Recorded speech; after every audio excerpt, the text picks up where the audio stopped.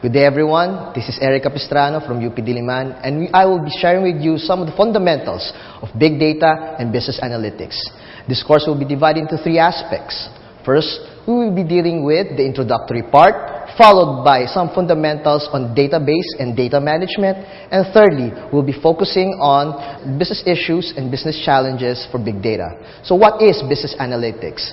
So first of all, we'll be looking at the business analytics, which will be comprising of several different tools and techniques that are crucial for business analytics. So first off, we'll be looking at what is business intelligence. It's all about combining aspects of reporting, data explanation, and ad hoc queries.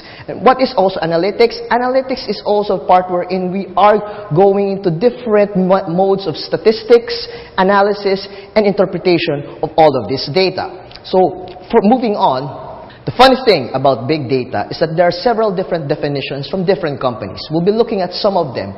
From SAS, this includes large volumes of structured and unstructured data that inundates a business on a day-to-day basis. For IBM, however, they're saying that it is generated everywhere around us at all times, arriving from multiple sources and alarming velocity, volume, and variety. However, Gartner will be looking at high volume, high velocity, and high variety of information assets that demand cost-effective and innovative methods for us to deliver good quality data. So moving on, so we'll also be looking at what is big data as opposed to research. Research also mentioned a lot of things about big data, and that would include it being in terabytes, petabytes, or even exabytes of data. Take note, this world now generates 2.5 quintillion bytes of data which are produced daily. That's a huge amount of data that we are looking at right now. And all of these are now processed into reliable, predictive, and recommendation functions based on a combination of processes, statistics, and descriptive and predictive data that are used to produce good results.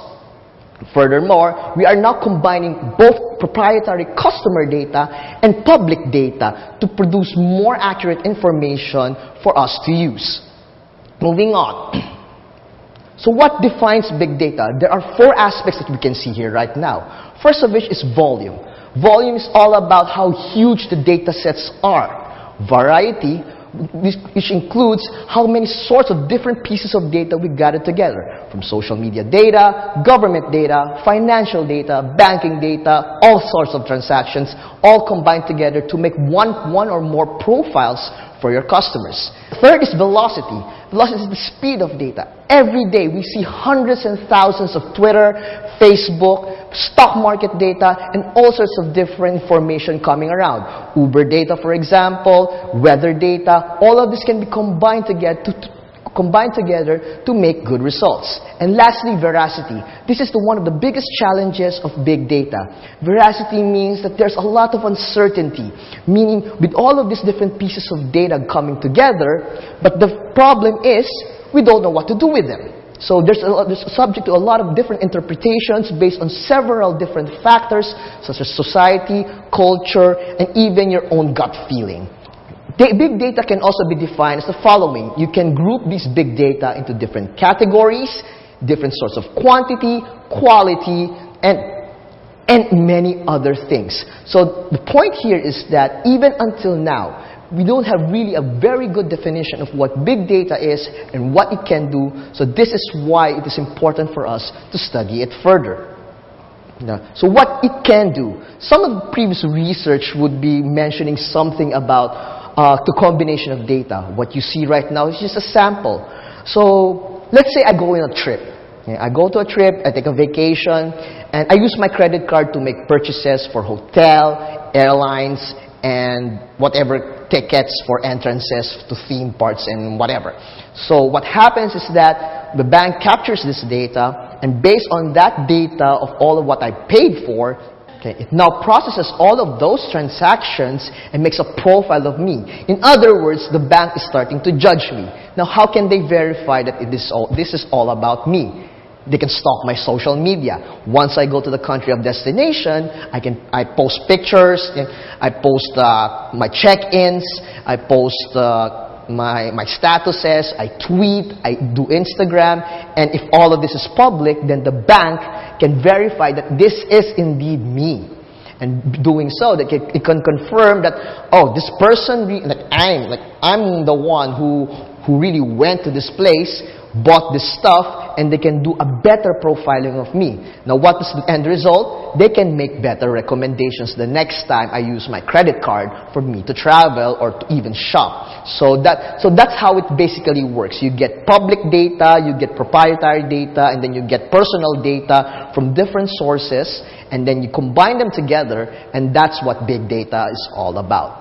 Some of the investments in big data that some of the large companies have been providing are as follows.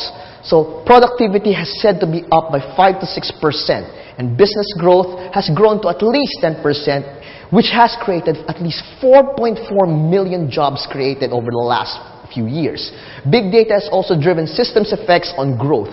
So you can see some of the big increases and improvements in value in manufacturing and retail with such huge amounts, and we're talking about in the billions. And also on the other side, for credit card firms, for example, they were also able to save money because they were all now protected from frauds and credit risks due to this big data analytics. So, and furthermore, the business data market value now is at $25 billion, and it will be up more to $53.4 billion by 2017. And the economic contribution of big data has been calculated also to breach $15 trillion by 2030. Lastly, the software market for big data is now valued at $16 billion, growing at an annual compounded rate of 8% per year, and investments are expected to also increase to $76 billion by 2020.